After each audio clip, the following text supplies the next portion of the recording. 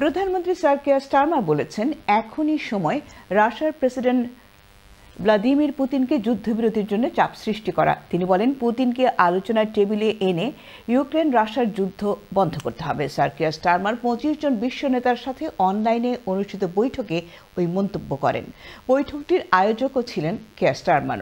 বৈঠকে দুদেশের যুদ্ধ বন্ধে শান্তি চুক্তির ভবিষ্যৎ নিয়ে আলোচনা করা হয়। এ লক্ষ্যে আগামী বৃহস্পতিবার মিলিটারির শীর্ষ কর্মকর্তাদের বৈঠক হওয়ার কথা রয়েছে। বৈঠকে যোগ দিয়ে ইউক্রেনের প্রেসিডেন্ট ভলোদিমির জেলেনস্কি বলেছেন, যুদ্ধবিরতির জন্য তিনি প্রস্তুত। বিস্তারিত ডেস্ক রিপোর্টে। যুদ্ধবিরতি আদৌ হবে কিনা তা নিয়ে রয়েছে শঙ্কা, তবে যুদ্ধবিরতির জন্য ইউক্রেন প্রস্তুত।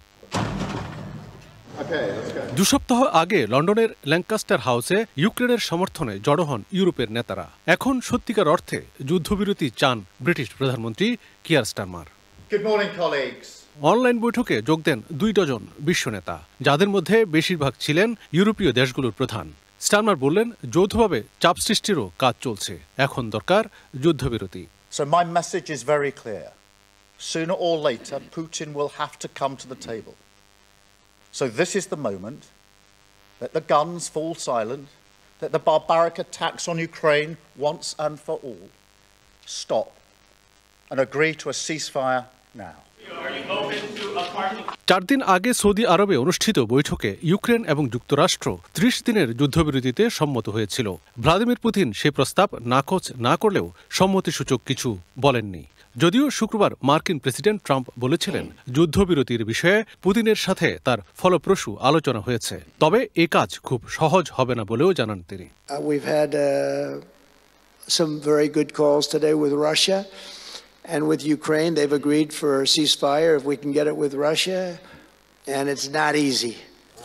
শুক্রবার কানাডাতে এক অনুষ্ঠান থেকে বিভিন্ন দেশের পররাষ্ট্রমন্ত্রীরা যুদ্ধবিরতিতে রাজি হওয়ার জন্য রাশিয়ার প্রতি আহ্বান জানান। অন্যদিকে কিয়েভে ভলোদিমির জেলেনস্কি পুতিন সময় নিয়ে খেলছেন বলে অভিযোগ করেছেন। They just want a stronger position before the ceasefire, he said. Right now, they don't look serious. They want to improve their situation on the battlefield. গত সামার থেকে রাশিয়ার কিছু এলাকা দখল করেছে ইউক্রেনের আর্মিরা। পুতিন বলছেন, সেসব এলাকা থেকে আর্মি প্রত্যাহার করা না হলে কোনো যুদ্ধবিরতি নয়। Milton Rahman, channel S news desk.